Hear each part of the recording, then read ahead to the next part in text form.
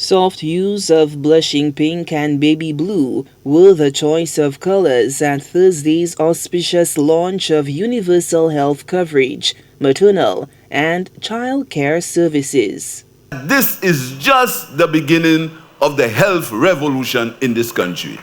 In a formal affair at Constitution Park, Chief Medical Officer Dr. Sharon Belmar George made a case for women of childbearing age to have more children. I think it is also the optimum time for those of you who are within the safe reproductive age that have not yet contributed at least 2 offspring to the solution population to do so now. There's really no excuse. Antenatal care is free, and the ultrasounds and the diagnostics are also free. So I think it is really the optimum time for everyone who's not contributed your 2, you know who you are. If you've not yet contributed your 2, we have a very contractive transition in our epi curve. It is a time for you to be thinking about it. The government has provided you with every opportunity now that you don't have to look at that cost. Thank you. Dr. Belmar George views the addition of the maternal and child care services to UHC as opportune given the island's aging population. This is extremely timely as our present population pyramid for St. Lucia is contractive. We notice reduced birth rate and longer life expectancy.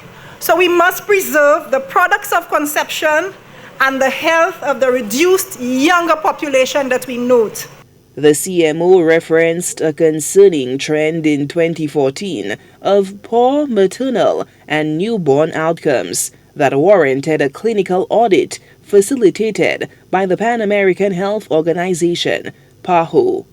One of the important recommendations, I spoke of the audit, but I wanted to highlight one of the very important recommendations that was made by that perinatal audit in 2014 on a national level was the need for pregnant women to have universal access to laboratory and ultrasound services, which is being provided now. I feel confident that this new intervention would definitely strengthen our maternal and child health program, ensuring healthy newborns and mothers, but that we also ensure that we maintain the UN Sustainable Development Goals of maternal mortality of less than 70 per 100,000 live births and less than 12 per 1,000 live births for neonatal mortality. For his part, Prime Minister Philip J. Pierre echoed the CMO's sentiments, applauding Phase 1 of UHC for allowing expectant mothers to breathe a sigh of relief. I've spoken to several mothers in my constituency who said to me they cannot afford the basic tests when they are pregnant so that to ensure that they are healthy and their baby is healthy. They cannot afford it. Now, if you can't afford it, you will not mind, you will not care with those who cannot afford it. But we care about those who cannot afford it.